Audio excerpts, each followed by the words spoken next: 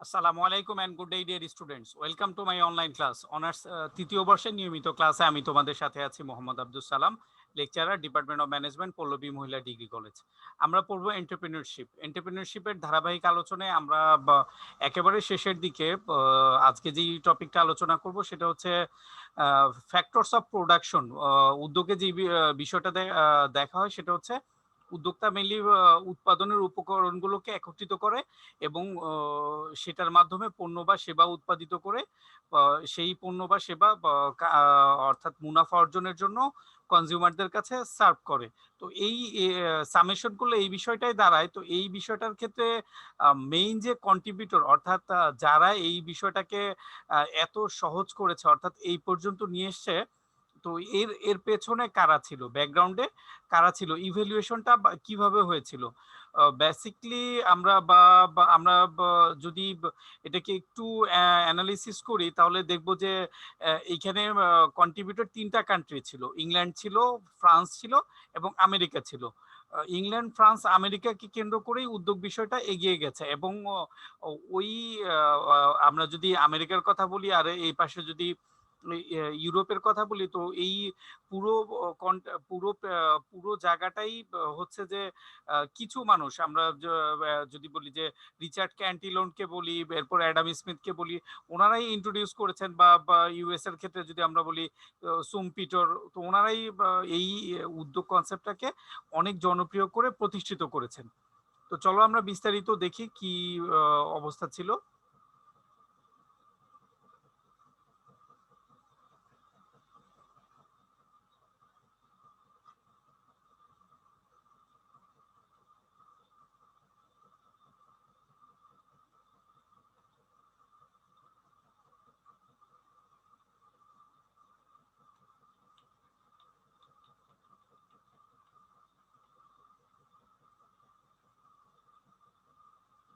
এই টপিকগুলো আমরা করেছি।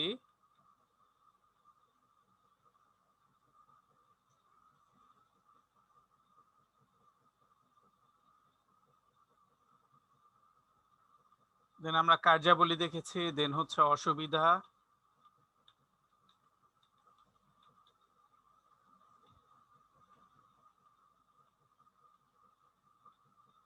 প্রকৃতি দেখেছে। So factors of production, land, labour, capital, organisation, এগুলো নিয়েই মেইনলি অর্থনীতিতে কাজ করা হয়। তো অর্থনীতিতে কাজ করলে যেটা হচ্ছে যে ল্যান্ড বলো, লেবার বলো, ক্যাপিটাল বলো, সব কিছু অর্গানাইজ কে করবে? একজন লাগবে, সেটা হচ্ছে ম্যান বা একজন উদ্যোক্তা। তাহলে হচ্ছে ল্যান্ড, লেবার, ক্যাপিটালের যে ইউটিলিটি আছে সেটা সার্ভ করা সম্ভব হবে। আর যদি ল্যান্ড, লেবার, ক্যাপিটাল এগুলো কিন্তু সব সময় থাকে বা সব জায়গায় পড়ে রয়েছে, কিন্তু এগুলো কিন্তু কোনো ইউটিলিটি ক্রিয়েট করতে পারছে না বা কোনো পণ্য হচ্ছে না, দেন উদ্যোক্তাই কিন্তু কি করে এগুলোকে একত্রিত করে তার কনসেপ্ট বা তার যে ইমাজিনেশন, তার যে ইনোভেশন, সে অনুযায়ী পণ্য তৈরি করে। বা এটা এমন হতে পারে যে নিড থেকে তার ইমাজিনেশন গুলো ক্রিয়েট হয়। হ্যাভ আ লুক, দেখো ফর ফ্যাক্টরস অফ প্রোডাকশনের ক্ষেত্রে আমরা যেগুলো দেখতে পাচ্ছি, তো এই যে দেখো হচ্ছে ফার্স্ট, এইখানে ফার্স্ট হচ্ছে যে লেবার, অর্থাৎ শ্রম লাগবে, এরপরে অর্গানাইজেশনকে, এখানে দেখো শ্রম, এরপরে দেখো এই যে ল্যান্ড দেয়া আছে, দেন এরপরে কি ক্যাপিটাল দেয়া আছে। তো এই ক্যাপিটাল এবং হচ্ছে ল্যান্ডকে ইউটিলাইজ করার জন্য লেবার লাগবে। দেন এই টোটাল ফরমেশনটা কে করবে? উদ্যোক্তা, বা এটাকে আমরা অর্গানাইজেশন বলতে পারি। এরপরের দেখা আউটকাম এই যে ফ্রুটস। তো এই হচ্ছে বিষয়টা। তো দেন এই নিয়ে কারা কাজ করেছে, এই নিয়ে মেইনলি তিনটা কান্ট্রি, তাদেরকে আমরা পাইওনিয়ার বলতে পারি, বা তাদের কাজের জন্য আজকে উদ্যোগ বিষয়টা ওই ওই পাশ্চাত্য দেশগুলোতে তো জনপ্রিয়তা পেয়েছেই, প্লাস এখন আমাদের দেশ, প্লাস এশিয়া এবং আফ্রিকাতেও কিন্তু উদ্যোগ নিয়ে এগিয়ে যাওয়া হচ্ছে। তো কন্ট্রিবিউটর বেসিক্যালি হচ্ছে ফ্রান্স থেকে কন্ট্রিবিউশন শুরু হয়েছে। আর যেই কাজ বা কার্যক্রম, সেই কার্যক্রম কিন্তু ইংল্যান্ডে শুরু হয়েছে। তো এই কার্যক্রমকে আমরা কিন্তু বলতে পারি যে ইন্ডাস্ট্রিয়াল রেভলিউশন বা শিল্প বিপ্লব 1750 থেকে 1850 টাইমটা। তো তখনই কিন্তু এই শিল্প বিপ্লব হওয়ার কারণেই কিন্তু এই কনসেপ্টটা, উদ্যোগের কনসেপ্টটা এসছে। যেহেতু শিল্প বিপ্লব হওয়ার ক্ষেত্রে যে এই এই ফ্যাক্টরগুলো বা এই প্রোডাকশনগুলো আলাদা সিগনিফিকেন্ট, অর্থাৎ আলাদা ভাবে গুরুত্বপূর্ণ হয়ে গেল, আলাদাভাবে গুরুত্বপূর্ণ। লাইক এই যে দেখো ট্রাক্টর। তো এরপরে হচ্ছে যে আগে যেটা হতো কৃষিকাজ শুধু হাতে হাতে করা হতো, স্মল অ্যামাউন্ট অফ প্রোডাকশন, কিন্তু এরপরে যখন এই মেশিনারি চলে আসলো, রিপ্লেস করলো, তখন কিন্তু লার্জ স্কেল অফ প্রোডাকশন। তো লার্জ স্কেল অফ প্রোডাকশনের ক্ষেত্রেই কিন্তু তখন কনসেপ্ট অ্যারাইজ হলো যে এই যে পণ্য উৎপাদন করলাম, এই পণ্য কি করা হবে? এই পণ্য নিশ্চয়ই কনজিউমারকে দিতে হবে। কনজিউমারকে দিতে হলে শুধু আমাদের দেশে যারা রয়েছে তাদেরকে সার্ভ করলে তো আমরা সম্পূর্ণ পণ্য সার্ভ করতে, অর্থাৎ যেহেতু আমাদের উৎপাদন বেশি হচ্ছে, আমরা এত পণ্য কনজিউম করতে পারবো না, তাহলে আমাদের মার্কেট দরকার। এরপরের ফাইনালি এটাকে আরো জনপ্রিয় করেছে আমেরিকা।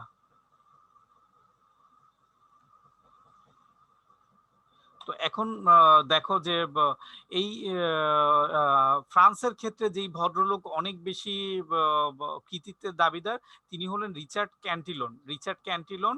তিনি 1755 সালে উদ্যোগ বিষয়টা অর্থনীতিতে ইন্ট্রোডিউস করে। তো 1755 সালে, আর আমি তোমাদেরকে আগেই বলেছি 1750 থেকে 1850 পর্যন্ত এই সময়টা কিন্তু খুবই গুরুত্বপূর্ণ। সারা ছোট একটা পরিসরে, অর্থাৎ শিল্প বিপ্লব শুধু ইংল্যান্ডে হয়েছিল, কিন্তু অর্থাৎ কোথাও বিপ্লব মানে হচ্ছে কিন্তু একটা হচ্ছে জোয়ার। তো এই জোয়ার কিন্তু তখন স্রোতটা কিন্তু আশেপাশে ফ্রান্স এবং হচ্ছে পারিপার্শ্বিক সব জায়গায় ছড়িয়ে পড়েছিল। এবং ওরা যখন এইটার স্রোত বলবো যে সব জায়গায় ছড়িয়ে পড়েছিল কেন, ওদের উৎপাদিত পণ্য কিন্তু ওরা হচ্ছে ওদের দেশে কনজিউম করতে পারবে না। ওরা তখন কি করলো, মার্কেট সার্চ করলো, আফ্রিকায় চলে গেল, এশিয়ায় আসলো, আমাদের দেশে আসলো। তো এইভাবে কিন্তু আসলে এই আশাটা কিন্তু স্রোত, এই আশাটা স্রোত, শিল্প বিপ্লবের স্রোত বলতে পারি আমরা। তো এই আশার পেছনে যে যিনি হচ্ছে যে তখন যে কাজটা হতো, যে উদ্যোগ হতো যে রাস্তাঘাট তৈরি, হসপিটাল নির্মাণ, এইগুলো উদ্যোগ হতো, কিন্তু আলাদা করে ডিফাইন করলেন যে অর্থনীতির সাথে সংশ্লিষ্ট বিষয়গুলো উদ্যোগ, এটা বললেন 1750 তার লিখিত বইয়ে 1755 সালে আমরা জানতে পারি রিচার্ড ক্যান্টিলনের বইয়ে, ফাদার অফ মডার্ন ইকোনমিক্স এবং ফার্স্ট থিওরিজ ডিফাইন, এই যে প্রথম তত্ত্ব দেন, theories define role of an entrepreneur কি করতে পারে, এই রোলটাকে ডিফাইন করে হচ্ছে রিচার্ড ক্যান্টিলন। এরপরের যেই ফরাসি অর্থনীতিবিদ যিনি কন্ট্রিবিউট করেন, তিনি হচ্ছেন জিন ব্যাপটিস্ট সে বা জেবি সে বলতে পারি আমরা তাকে। তো তিনিও হচ্ছে উদ্যোগ গ্রহণের ক্ষেত্রে অনেক বড় কন্ট্রিবিউটর। অর্থাৎ আজকে আমরা উদ্যোগকে যেই পর্যায়ে দেখছি, যত জনপ্রিয় দেখছি, তারা হচ্ছেন কন্ট্রিবিউটর। সেইখানে হ্যাভ আ লুক, দেখো একটা গ্ল্যান্স তোমরা।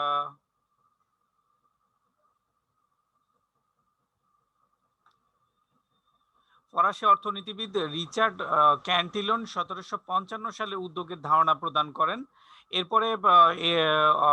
এরপরের যেটা হচ্ছে আরেকজন ফরাসি অর্থনীতিবিদ জিন ব্যাপটিস্ট সে 1803 সালে তার ট্রিটিজ অন পলিটিক্যাল ইকোনমি গ্রন্থে উদ্যোক্তা বলতে এমন ব্যক্তিকে বুঝিয়েছেন যিনি অর্থনৈতিক প্রতিষ্ঠান গড়ে তুলতে দক্ষ।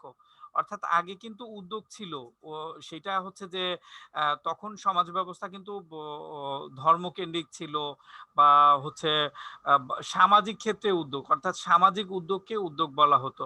আলাদা করে বিজনেস বা অর্থনীতির ক্ষেত্রে উদ্যোগ বলে কিছু ছিল না।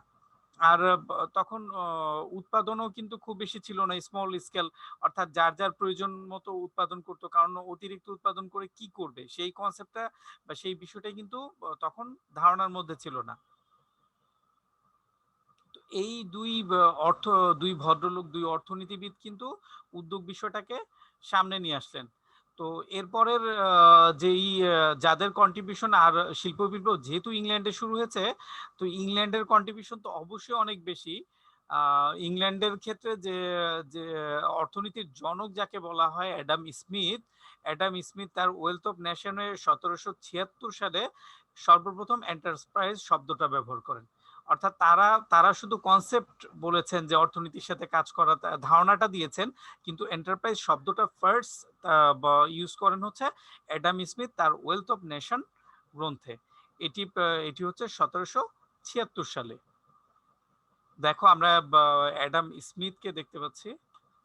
তো তিনি কিন্তু উদ্যোগ এবং হচ্ছে অর্থনীতির ক্ষেত্রে অনেক বড় একজন কন্ট্রিবিউটর। এর পরের যেই ব্রিটিশ অর্থনীতিবিদ, অর্থাৎ আমি বলেছি তোমাদেরকে যে ক্রোনোলজিক্যাল আমরা কন্ট্রিবিউশন দেখব ফ্রান্স, ইংল্যান্ড এবং হচ্ছে ইউএসএ অর্থাৎ আমেরিকার কন্ট্রিবিউশন দেখব।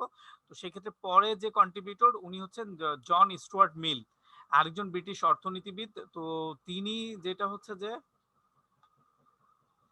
জন স্টুয়ার্ট মিল 1848 সালে তিনি বললেন উদ্যোক্তা হলেন কোনো বাণিজ্যিক প্রতিষ্ঠানের মালিক। তো তখন কিন্তু বেসিক্যালি বাণিজ্যিক প্রতিষ্ঠান এবং সামাজিক প্রতিষ্ঠানের মধ্যে ডিফারেন্স ছিল না, ওনারা কিন্তু আলাদা করে নিয়ে আসছেন। কারণ দুইটার ক্ষেত্রে কিন্তু খুব সিগনিফিক্যান্ট ডিফারেন্স রয়েছে। যেমন সামাজিক প্রতিষ্ঠানগুলো হয় শুধু হচ্ছে সমাজের কল্যাণের জন্য, সোশ্যাল ওয়েলফেয়ার এখানে রিলেটেড। আর বাণিজ্যিক প্রতিষ্ঠানগুলো কিন্তু হয় হচ্ছে মুনাফা, অর্থাৎ এটার মুখ্য উদ্দেশ্য মুনাফা অর্জন এবং অন্যান্য উদ্দেশ্য রয়েছে। তো এখন যদি মুনাফা অর্জনের উদ্দেশ্যকে ফার্স্ট করা হয়, মুখ্য করা হয়, তখন কিন্তু অনেকেই এই বিষয়টাতে আগ্রহী হবেন, এগিয়ে আসবেন। তো সেই জন্য ওই তৎকালীন কনটেক্সটে তারা কিন্তু এই বিষয়টাকে আলাদা করেছেন, অর্থাৎ বাণিজ্যিক প্রতিষ্ঠানের মালিক এই ডিফাইন করেছেন। এরপরের যেটা হচ্ছে মেঞ্জার, একজন জন কার্ল মেঙ্গার, অস্ট্রিয়ান অর্থনীতিবিদ। তিনি হচ্ছে 1871 সালে বললেন হচ্ছে উদ্যোক্তাকে কি বললেন, পরিবর্তনের রূপকার। অর্থাৎ উদ্যোক্তা এমন একজন ব্যক্তি যিনি হচ্ছে ট্রান্সফরমেশন অর্থাৎ চেঞ্জ, অর্থাৎ যেটা হচ্ছে যে ট্রান্সফর্ম করতে পারে সেটার একজন রূপকার। তো এইখানে আমরা দেখতে পাচ্ছি হচ্ছে জোসেফ সুমপিটারকে দেখতে পাচ্ছি। উনি হচ্ছে ইউএস ইকোনমিস্ট।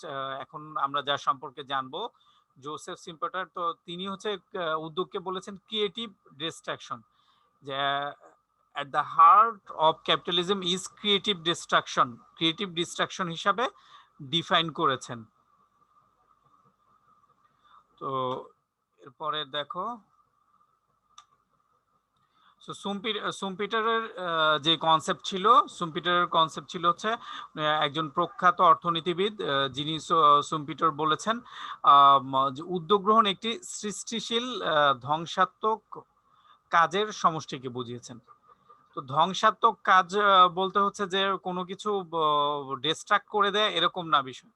এটা হচ্ছে যে পুরনো যে বিষয়টা সেইটাকে বাদ দিয়ে নতুন করে, যেমন ধরো উদ্যোগ যদি আমরা নতুন বিষয় বলি, ফর এক্সাম্পল বা ফর ইনস্ট্যান্স আমরা যেটা বলতে পারি ইংল্যান্ডের শিল্প বিপ্লব হলো। ইংল্যান্ডের শিল্প বিপ্লব হওয়ার পর কি হলো, একটা বিষয় কিন্তু শেষ হয়ে গেছে, ম্যানুয়াল লেবারের, অর্থাৎ আগে যে হাত দিয়ে তৈরি জিনিসপত্র ছিল, তো যখন মেশিন আবিষ্কার করা হলো এবং হচ্ছে যেটা হচ্ছে যে স্টিম ইঞ্জিন আবিষ্কার করা হলো, এরপরে এই মেশিন হওয়ার পরে হাতের যে ইন্ডাস্ট্রি ছিল এগুলো কিন্তু পুরো ইরেডিকেট, অর্থাৎ ওইটা কিন্তু ডিস্ট্রাক্ট হয়ে গেছে, এটা কিন্তু এখন আর নেই। তো এই যে বিষয়টা, এইটাকে কিন্তু এখন রিপ্লেস কি হয়েছে, নতুন নতুন বিষয়টা এসছে। তো নতুন বিষয়টা আসার ফলে এটা কিন্তু একটা বিষয় চলে যাওয়ার পরে কিন্তু নতুন বিষয়টা আসা। তো এই বিষয়টা কিন্তু ক্রিয়েটিভ, অর্থাৎ পুরনো বিষয়টাকে রিপ্লেস করে নতুন বিষয়টা আসাটাকেই কি হচ্ছে, ক্রিয়েটিভ ডিস্ট্রাকশন বলা হচ্ছে। আরেকজন অর্থনীতিবিদ যিনি কন্ট্রিবিউট করেছেন তিনি হচ্ছেন ডেভিড ম্যাকলেল্যান্ড। তিনি হচ্ছে 1961 সালে তার বিখ্যাত অ্যাচিভিং সোসাইটি গ্রন্থে অর্থনৈতিক দায়িত্ব গ্রহণ ও ঝুঁকি বহনে সক্ষম তিনি বলেছেন, দেখো আমরা অর্থনৈতিক দায়িত্ব গ্রহণ ও ঝুঁকি বহনে সক্ষম মানসিক দৃঢ়তা সম্পন্ন উদ্যোগ গ্রহণ যেহেতু একটা চ্যালেঞ্জিং বিষয়, সেখানে মানসিক দৃঢ়তা সম্পন্ন পার্সন দরকার।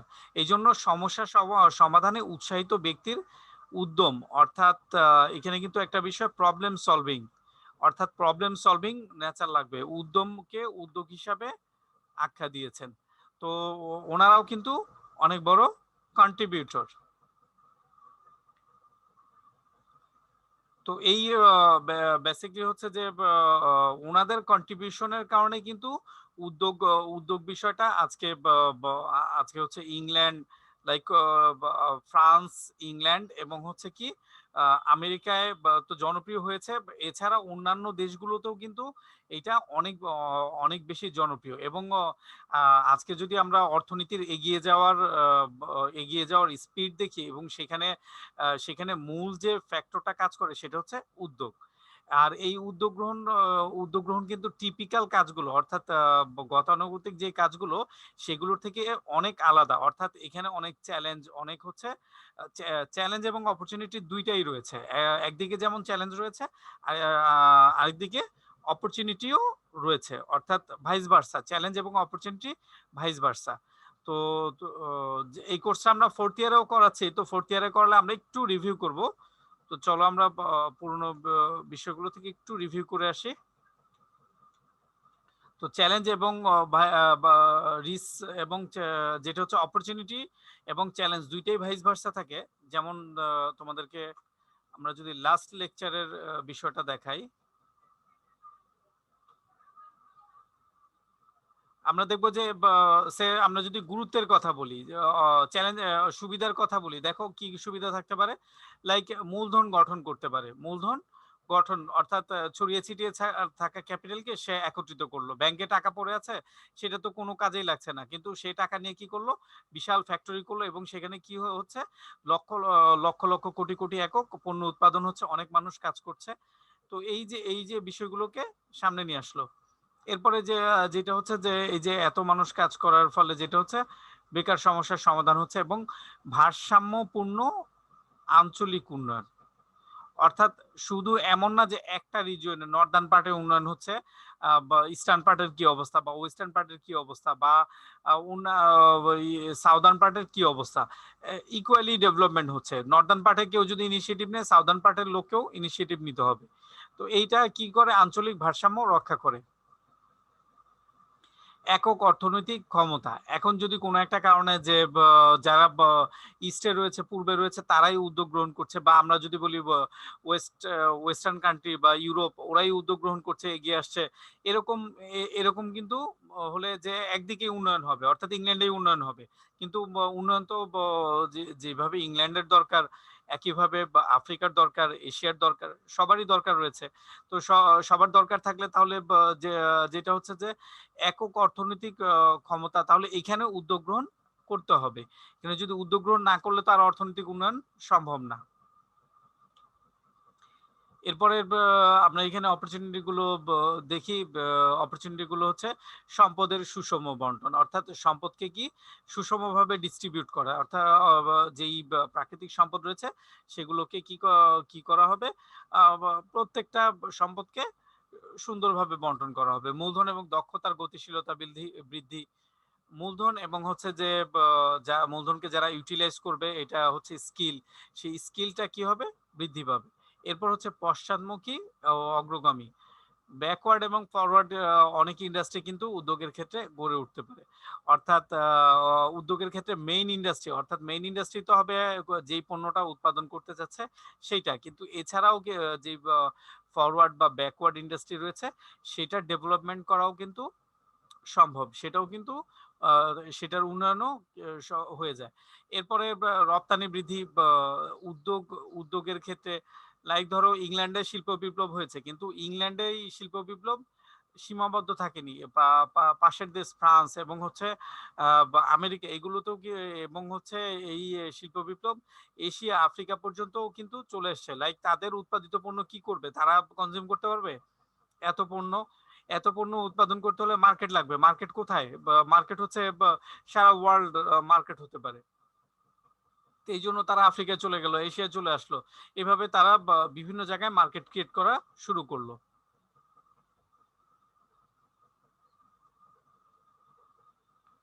সম্পদের সুষম বন্টন, দক্ষতা নিশ্চিত, এরপর পশ্চাৎ এবং অগ্রগামী শিল্পকে উৎসাহিত করা, বৈদেশিক রপ্তানি বৃদ্ধি। এরপরে দেখো হচ্ছে উদ্যোগ গ্রহণের, এখানে আমরা প্রকৃতি বলছি।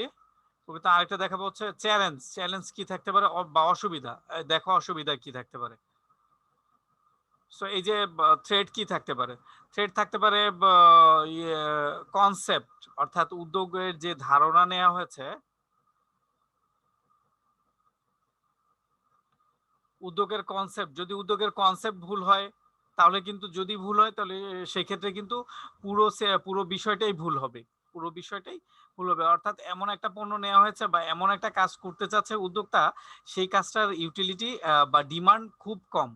সেই কাজটার ডিমান্ড যেই ডিমান্ড রয়েছে সেইটা দ্বারা কি করে, যদি পণ্য উৎপাদন করা হয় বা ম্যানুফ্যাকচারিং করা হয়, আলটিমেটলি এটা কি এন্ড কনজিউমার পর্যন্ত সার্ভ করা যাবে না। তো এরপরের যেটা হচ্ছে যে আইসিটি ক্ষেত্রে উদ্যোগ নেওয়া হলো, কিন্তু সে টেকনিক্যালি কিছুই জানে না। তো এখন সে টেকনিক্যালি যদি কিছুই না জানে, দেন আইসিটি অ্যাক্টিভিটিস গুলো তাকে তো মনিটরিং করতে হবে, অ্যাটলিস্ট মনিটরিং তো করতে হবে, বা যাদেরকে এইচআর পিপলকে নিয়ে আসার জন্য তো তার মনিটরিং নলেজটা তো দরকার। এরপরে প্রাথমিক মূলধনের অভাব, ক্যাপিটালাইজ। আমাদের লাইক উন্নয়নশীল দেশগুলো বা অনুন্নত অনুন্নত দেশগুলোতে ক্যাপিটালাইজ অনেক বড় প্রবলেম, কারণ এখানে দেখা যায় যে মূলধন বা ইনভেস্টমেন্ট করতে চায় না, বা সেফ ইনভেস্টমেন্ট জোনটা খুব কম থাকে। এরপরে ব্যবসায়িক জ্ঞানের অভাব, অর্থাৎ উদ্যোগ এমন হলো যে সে খুব ইন্টারেস্টেড হয়ে নিল, কিন্তু আসলে এখানে বিজনেস নলেজ খুব একটা নেই বা ইফেক্টিভলি ইউটিলাইজ করার মতো অপরচুনিটি নেই। এরপরে হচ্ছে মার্কেট নলেজ। পণ্য তো বেসিক্যালি উৎপাদন করা হয় কিসের জন্য? সার্ভ করার জন্য, এন্ড কনজিউমারকে দেওয়ার জন্য। তো সেই সংশ্লিষ্ট মার্কেট নলেজ কিন্তু দরকার রয়েছে। এরপরের দেখো কি আছে, যে এরপরের যে বিষয়টা রয়েছে প্রেরণার অভাব, অর্থাৎ মোটিভেশনের একটা বিষয় থাকে।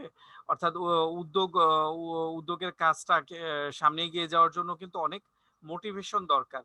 তো সেই মোটিভেশন কিন্তু সামাজিকভাবে আমরা যেটা মোটিভেশন পাওয়ার কথা, মোটিভেশন তো পাওয়া যায় না, বরং হচ্ছে ডিমোটিভেশন, অর্থাৎ ডিসকারেজমেন্ট পাওয়া যায়। এনকারেজমেন্টের পরিবর্তে কি পাওয়া যায়? ডিসকারেজমেন্ট পাওয়া যায়। তো সেই ক্ষেত্রে কিন্তু সেলফ মোটিভেশনটা অনেক বেশি সিগনিফিকেন্ট, সেলফ মোটিভেটেড হতে হবে। সোশ্যাল স্ট্যাটাস, বিগিনিং খুব at the beginning time social status কিন্তু একেবারেই থাকে না, কারণ এটা হচ্ছে যে ইউরোপ ইউরোপ এবং আমেরিকায় কিন্তু সোশ্যাল স্ট্যাটাস অনেক হায়ার, অর্থাৎ উদ্যোগ গ্রহণ করে দে আর ভেরি স্পেশাল পারসন। আর আমাদের অন্য আফ্রিকা এবং হচ্ছে বা আমাদের সাউথ এশিয়া এই দেশগুলোতে উদ্যোগ গ্রহণ এখনো হচ্ছে ওইভাবে সম্মানের জায়গা ক্রিয়েট করতে পারেনি বা সম্মানের জায়গায় পৌঁছাতে পারেনি। এটা হচ্ছে সম্মানটা তখনই করা হয় যখন হচ্ছে ইস্টাবলিশমেন্ট, তখন হচ্ছে রেসপেক্টটা করা হয়। আদারওয়াইজ এমনি উদ্যোগ গ্রহণ করলে সেটাকে খুব ইগনোর করা হয়। এরপরে মনোবলহীনতা হওয়া যাবে না। এরপরে দেন হচ্ছে লিগ্যাল ব্যারিয়ার্স রয়েছে, যে এমনি উদ্যোগ গ্রহণ কঠিন কাজ। এরপরে যদি আইনগত বিষয় দিয়ে এটাকে আরো কঠিন করা হয়, তখন কিন্তু দেখা যায় যে উদ্যোগ গ্রহণ করা কঠিন হয়ে দাঁড়ায়। এরপরে সংরক্ষণ দ্বারা বা যদি কোনো কিছু কোটা ইম্পোজ করা হয় বা ট্যাক্স ইম্পোজ করা হয়, তখন উদ্যোগ গ্রহণ করেছে এমনি সে নানা রকম চ্যালেঞ্জ মোকাবেলা করে সামনে এগোতে হচ্ছে। এরপরে ট্যাক্স বা এই কোটা এই জাতীয় অবস্ট্যাকেল গুলো তাকে কি করে, তাকে হচ্ছে ডিসকারেজ করে, তার এইম অ্যাচিভ করার ক্ষেত্রে অনেক বড় ব্যারিয়ার হয়। সো এরপরে দেখো হচ্ছে যে পলিটিক্যাল স্টেবিলিটি দরকার। সব সব আমরা যত যেই বিষয়গুলোই বলি, পলিটিক্যালি যদি স্টেবল না হয়, তখন কিন্তু দেখা যায় যে এক হচ্ছে কনজিউমাররা প্রোডাক্ট কিনবে, এখন যদি রাজনৈতিক অস্থিরতা থাকে সেই প্রভাবটা কিন্তু, রাজনৈতিক অস্থিরতার প্রভাব কিন্তু ছোট বাচ্চা থেকে একেবারে বৃদ্ধ পর্যন্ত সবার ক্ষেত্রেই সমান হয়ে থাকে। তো তখন কিন্তু বিজনেস বা স্বাভাবিক অবস্থা থাকে না, স্বাভাবিক অবস্থা না থাকলে বিজনেস তো ইম্পসিবল একটা বিষয়। Business can run in a normal situation বা এটা হচ্ছে যে খুব ফেভারেবল সিচুয়েশন না থাকলে বিজনেস রান করতে পারবে না। হচ্ছে সামাজিক সাংস্কৃতিক প্রভাব রয়েছে, যে তাদের কনসেপ্ট কিরকম, পারসেপশন কিরকম। কনসেপ্ট এবং পারসেপশন যদি প্রপার না হয় তখন কিন্তু কি হবে, তারা হচ্ছে পণ্য যে পণ্য উৎপাদন করা হলো সেটা অনেক ভালো হলেও কি করবে না, ইন্টারেস্টেড হবে না, বা সেই পণ্য তারা নিতে চাইবে না। এই জন্য যেটা হচ্ছে যে তাদের সামাজিক সাংস্কৃতিক প্রভাবগুলো কিন্তু বিশ্লেষণ করতে হবে। তো আমরা যেটা দেখলাম যে উদ্যোগ গ্রহণের ক্ষেত্রে যেহেতু এটা ক্রিয়েটিভ ডিস্ট্রাকশন জোসেফ সোমপিটার বলেছেন, তাহলে এখানে যেহেতু থ্রেটসও রয়েছে এবং অপরচুনিটিস রয়েছে। অপরচুনিটিস আমরা উদ্যোগ গ্রহণের গুরুত্ব দেখলাম এবং উদ্যোগ গ্রহণের ক্ষেত্রে কি অসুবিধা রয়েছে সেগুলো আমরা দেখলাম থ্রেটস হিসাবে। তো অসুবিধাগুলোকে আমরা যদি ট্রান্সফর্ম করতে পারি, কনভার্ট করতে পারি, তাহলে কিন্তু সুবিধায় কনভার্ট করা যায়। এটা কিন্তু উদ্যোক্তার আমরা এটা কি কোয়ালিটির মধ্যে দেখেছি। তো তোমরা দেখো যে উদ্যোক্তার আমরা যখন কোয়ালিটি করিয়েছি তখন কিন্তু তোমাদেরকে এই বিষয়গুলো বলেছি।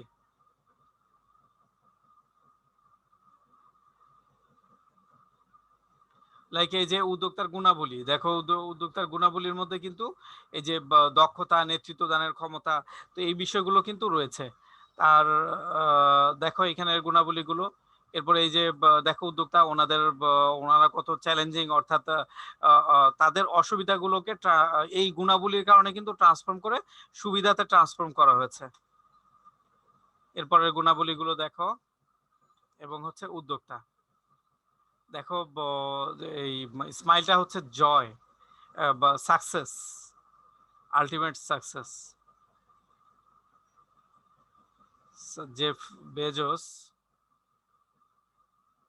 আর এই ভদ্রলোক হচ্ছে ওনার ওনার হচ্ছে উনি বিজনেস, ওনার যে ইলেকট্রিক কার এবং হচ্ছে ওই বিভিন্ন ওনার বিজনেস খারাপ যাওয়া, উনি হচ্ছে পিছিয়ে পড়েছে। এখন হচ্ছে প্রথম first richest person Jeff Bezos.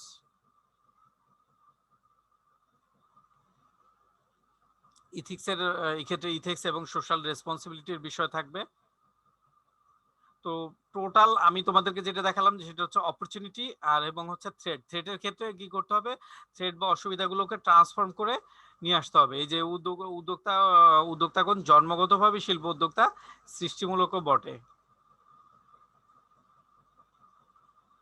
তো এই থ্রেড বা যেই ডিসঅ্যাডভান্টেজ থাকবে সেটাকে কি করতে হবে, কনভার্ট করে অপরচুনিটিসে নিয়ে আসতে হবে। প্রকৃতি, এগুলো নিয়ে প্রকৃতি আমরা পড়েছি। দেখো যে বাংলাদেশের ক্ষেত্রে পাঠাও কিভাবে বিজনেস করছে, বাংলাদেশেও বিজনেস করছে এবং হচ্ছে তাদের বিজনেস কি ইন্টারন্যাশনাল স্টেজে নিয়ে যাচ্ছে। নেপালে অলরেডি খুব ভালো বিজনেস করছে এবং গ্লোবালিও তাদের বিজনেস করার প্ল্যান রয়েছে। এবং তাদের দেখো বিজনেস হচ্ছে যে পাঠাও প্রথমে রাইড শেয়ারিং ছিল, এরপরে হচ্ছে ফুড, দেন হচ্ছে কুরিয়ার।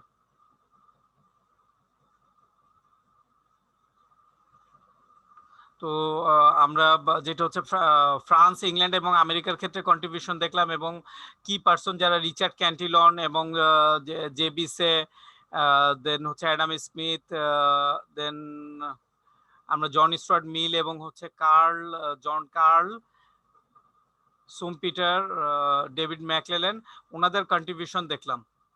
তো আজকে এই পর্যন্তই, ভালো থাকো, নেক্সট ক্লাসে ইনশাল্লাহ দেখা হবে। That's all for the timing. আল্লাহ হাফেজ।